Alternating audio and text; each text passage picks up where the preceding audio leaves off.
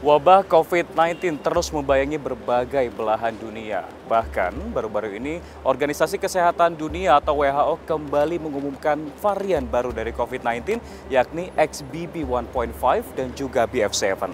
Lalu seperti apa karakteristiknya dan juga seberapa menularnya varian ini dan apakah ini menjadi ancaman bagi Indonesia? Kita bahas selengkapnya.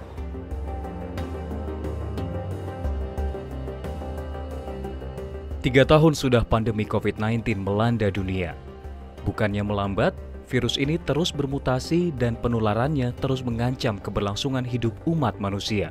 Yang terbaru, Organisasi Kesehatan Dunia atau WHO memperingatkan akan adanya dua varian baru, XBB 1.5 dan BF7 yang disebut-sebut memiliki kemampuan menembus antibodi yang berasal dari vaksin dan antibodi yang tercipta dari infeksi COVID-19 sebelumnya.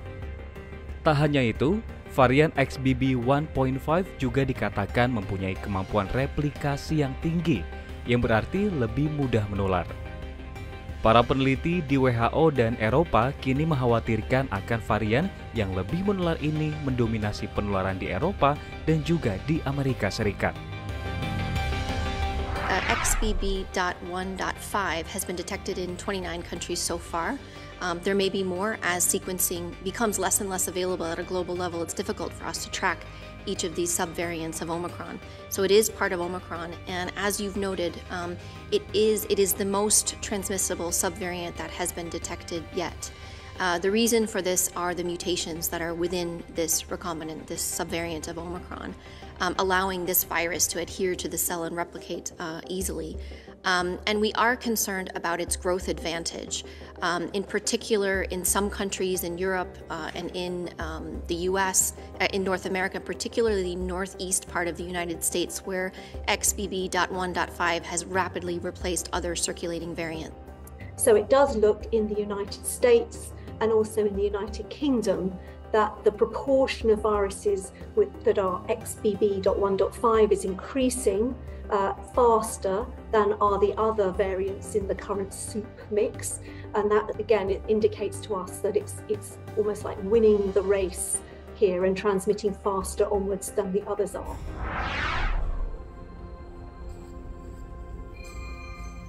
Tak hanya di belahan bumi bagian barat yang ketar-ketir dengan lonjakan kasus COVID-19 varian baru ini, bagian bumi sebelah timur juga was-was dengan lonjakan angka kasus COVID-19 dan juga kematian yang muncul akibat varian baru ini. Cina misalnya, sempat menerapkan kebijakan Zero COVID-19, negeri panda ini harus menerima kenyataan pelonggaran kebijakan COVID-19 ditambah kemunculan varian baru BF7 membuat angka penderita COVID-19 di Cina melonjak drastis. Pemerintah Cina bahkan melaporkan angka kematian akibat COVID-19 dan juga komplikasi penyerta dari COVID-19 di negara ini sejak Desember 2022 hingga awal Januari 2023 mencapai 60.000 kasus kematian. Salah satu prediksi dari analis kesehatan Airfinity bahkan menyebut kasus kematian di Cina bisa menembus 36.000 kematian per hari seiring dengan pelonggaran kebijakan dan libur Imlek yang akan terjadi pada pekan depan. 通过分析显示，2022年12月8日至2023年1月12日，全国医疗机构累计发生在院新冠病毒感染相关死亡病例59938例，其中新冠病毒感染导致呼吸功能衰竭死亡病例5503例，基础疾病合并新冠病毒感染死亡病例54435例。 Namun banyak ahli yang memperkirakan angka positif COVID-19 dan angka kematian di Cina melampaui apa yang dilaporkan pemerintah. Hal ini seiring dengan kebijakan pemerintah Cina yang menghentikan laporan angka positif dan kematian akibat COVID-19 sejak awal Desember tahun lalu, meski angka penularan COVID-19 di Cina terus menunjukkan lonjakan. Sementara itu, negara tetangga Cina, India, memberlakukan kebijakan ketat seiring dengan lonjakan kasus COVID-19 di Cina. India bahkan mewajibkan para penumpang internasional yang datang ke negeri Bollywood itu untuk melakukan tes COVID-19. India sendiri sempat mengalami lonjakan kasus COVID-19 dan kematian yang tinggi akibat varian Delta pada pertengahan 2022 silam. राज्यों को genome sequencing बढ़ाकर सभी पॉजिटिव केसों का genome sequencing करने की सलाह दी गई है, जिससे अगर देश में कोई नया वेरिएंट आता है तो समय से उनकी पहचान कर सार्वजनिक स्वास्थ्य के लिए कदम उठाया जा सके। अंतर्राष्ट्रीय हवाई अड्डों पर विदेश से आने वाले हवाई यात्रियों के 2% कोविड RT-PCR रैंडम सैंपलिंग भी की जा रही है। Lalu, apakah varian baru COVID-19 ini sudah terdeteksi masuk dan menjadi ancaman gelombang baru ke Indonesia? Kita juga naiknya sedikit. Jadi Bapak Ibu, kenapa kita bisa yakin bahwa kita bisa mengendalikan COVID-19 dengan baik? Karena sekarang kita tahu caranya adalah dengan cepat mengidentifikasi musuhnya siapa, varian barunya apa. Dan ini quietly di belakang layar sudah kita tata di lebih dari 12 laboratorium di seluruh Indonesia. Jadi kayak radarnya lah kita datakan. Hasilnya ini. Ini setiap hari kita monitor kalau ada varian-varian baru.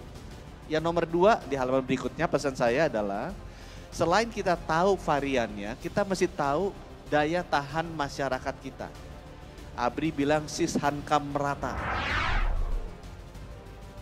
Di sisi lain, epidemiolog dari Griffith University, Diki Budiman, meyakini varian baru COVID-19 XBB 1.5 atau virus Kraken sudah masuk ke Indonesia.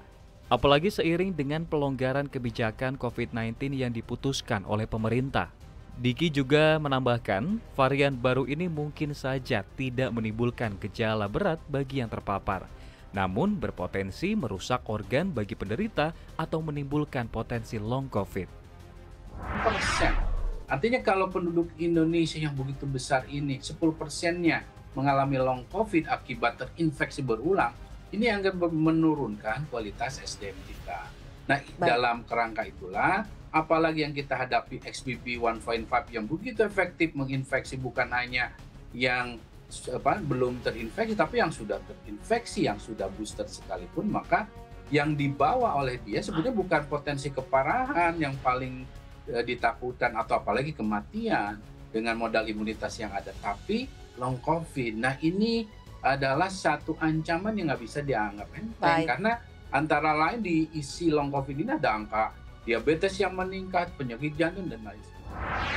Organisasi Kesehatan Dunia atau WHO pun menghimbau warga untuk kembali menggunakan masker dan menerapkan gaya hidup sehat demi mencegah penyebaran COVID-19 varian baru yang berpotensi kembali membuat beban di fasilitas kesehatan. Tak hanya itu, WHO juga mengimbau vaksinasi kembali digalakan, utamanya bagi para penderita penyakit serius dan bagi mereka yang berusia lanjut.